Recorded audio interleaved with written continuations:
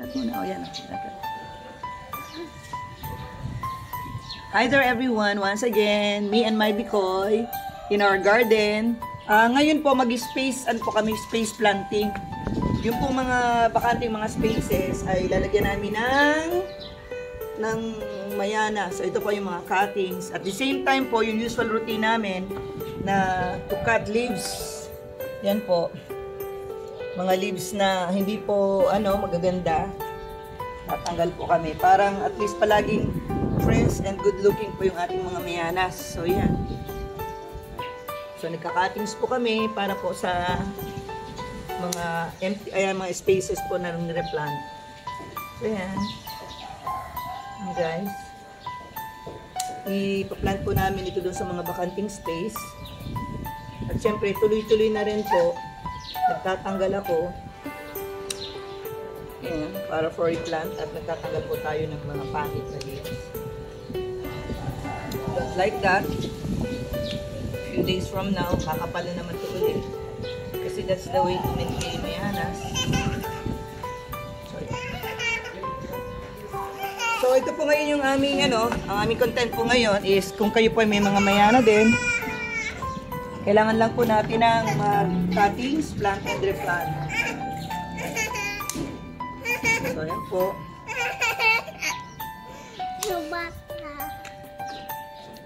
Cut and replant. Yung mga mayanas.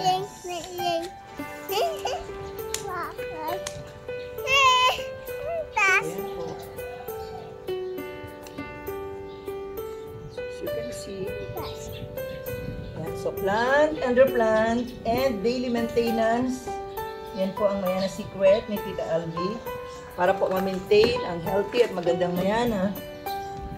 Nung other day po, nag-start na po kami nung mga sinishare nila na kami ng vetsin. Pero hindi pa po namin natatry para sa lahat.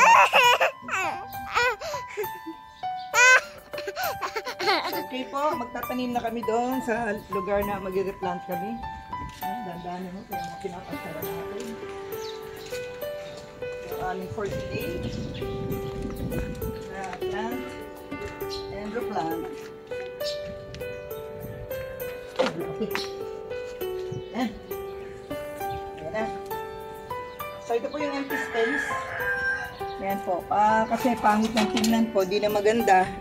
Eto, matanda na siya. So we really have to remove. Hindi po tayo nagme-maintain ng mga mayanang ganito. Yan. So, yung dulo po kasi nag-dry na po ang dulo. So, yun. So, ito po, magtatanggal kami dito. Yan. Hindi na siya bagay sa So, you really have to replant. Kailangan po mag-replant parang maging maganda. Okay? Pero po itong maliliit na to, magagamit po namin ito sa centimeter planting.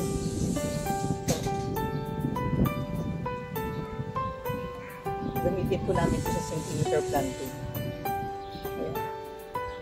Gagamit po namin ito sa centimeter planting kaya hindi ko po yan itatapon. Ayan, mag-replant kami. At syempre, alisin ko muna yung mga bato at itutusok namin naman ito dito.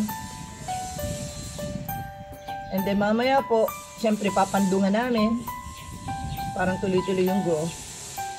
Ayan. At ito po yung aking mga instruments. Tayo mo po muna natin yung lupa. Magtatanggal tayo nito. Para i-replant ko rin po ito. Nire-replant ko po yan kasi nasira. Ito po ang aking replacement sa Bermuda. All over. Kaya makita niyo po yung background ng mayana natin is maganda. Ano po siya, damo, sabi nila. Pero ako po kinulture ko yan. Nagandahan ako. Ito po, kahit tinutungtungan ko. Ito po mga tinutungtungan ko. Ayan. Pag alis po ng paa ko, babalik yan sa dati. Yung bigat, napakalambot. Kung magpapa ka dyan at hisiga ka dyan at i-maintain mong malinis ang sarap, parang kutsun. So ito po ang magiging content natin ngayon. Para po sa mga mayana ito siya. Ang tawag po natin ito is space planting. Parang at least lahat ng area ninyo ay napakagandang tingnan for mayana. Bibilang lang po ito ng siguro more than a week. Ang 2 weeks nito po ay ang maganda na siya. So once again po, ito siya. Ganito lang po. Pinuto lang namin yung enough na dulo. And then yun po.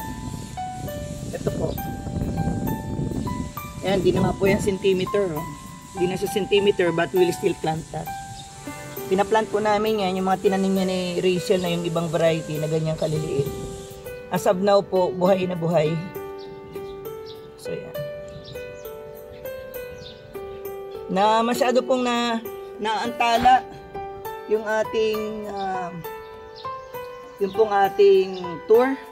Although kahit naman hindi kayo i-tour, alam na siguro memorize nyo na po yung garden ni Tita Alvi. Although paulit-ulit po siya, magsi-single plant lang po ako dito.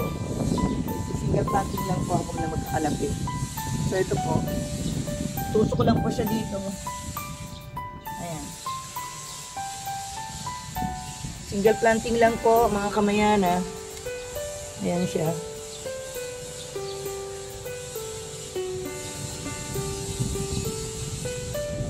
So yung maliliit po, ingatan ko rin. Parang tuloy-tuloy yung growth niya. Hindi ko na siya pinutol. So there. Ayan po. Single lang po. Siguro single po, tapos mga 3 rows siya. Punuin po natin siya. Ayan, patuloy. Ganyan lang po ang ginagawa namin everyday. Maganda kasi ano ba naman gagawin natin everyday kundi pagandahin ng pagandahin, paulit-ulit. Sabi ko nga po, if you really want na maging mayana po kayong enthusiast or po yung maging hobby ninyo, talagang matutuwa po kayo. So there. Ayun. Shoot mo lang. And then press. Parang maging dikit na dikit. Tapos, siyempre po, yung ating walang kamatayang bato. Medyo malaki-laki na. Parang connected na dun sa isa.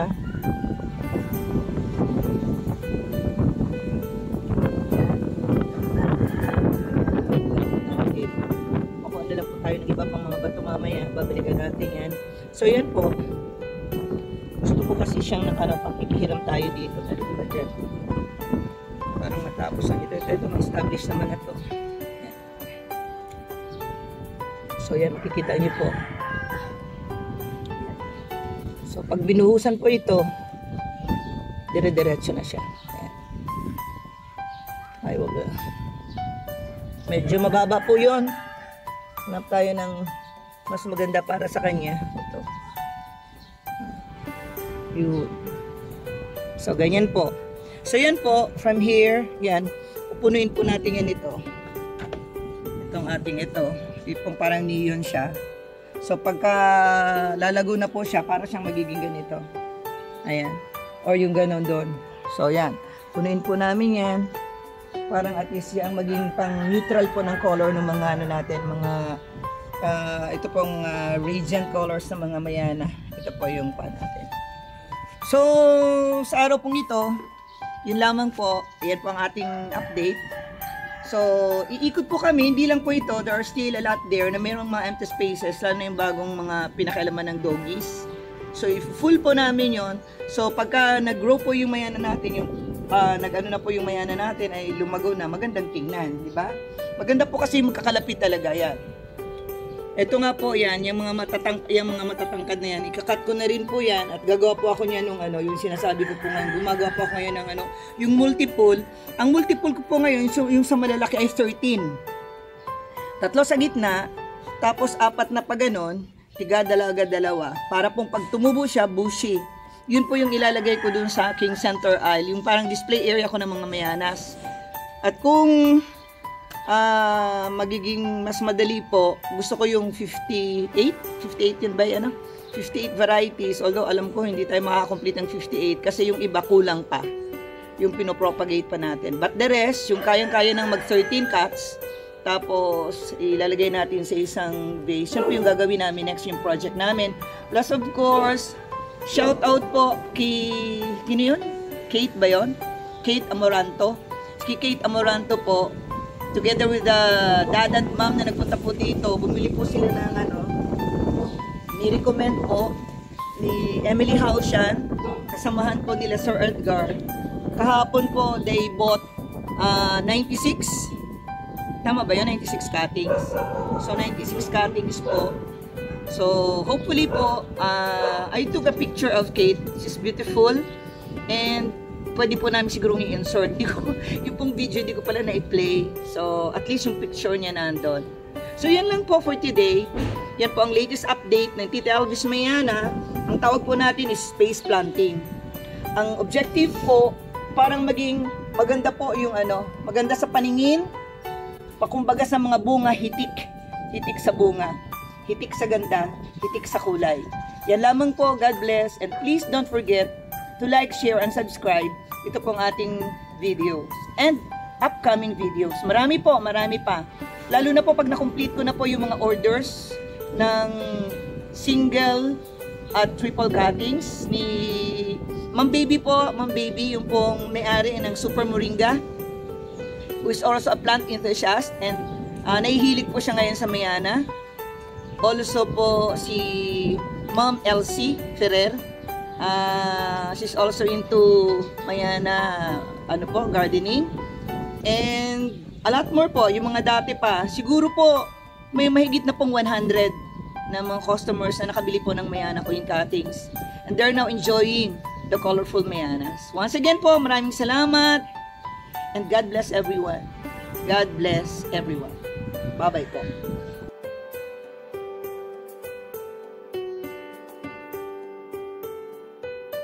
This is again Tita LV, and I'm trying to feature my Mayana enthusiast in Naga. I have here Emerlina Alano. Yan, one of my Mayana enthusiasts. This is her second time to buy, and these are the varieties na binili niya. Actually po, marami pa siyang wala, and makulit nga po, gusto nang kumuha ng iba't iba. Sabi ko, babalik na lang siya. So at the moment, ito po yung mga nakuha niya. Meron rin po siyang mga variations. So, once again po, hi ka naman. Anong nickname mo? Merly. Merly siya. Si Merly po. Merly Alano. Okay? Yan. Yan po ang mga adik sa Mayana. Kahit saan na lang may tanim ang Mayana, basta merong Mayana. So, yan lang po. At least an update ngayong araw na gaano po kami, nag-space planting kami. Tamang-tama, nandito po siya ngayon. So, once again, thank you. Again, God bless.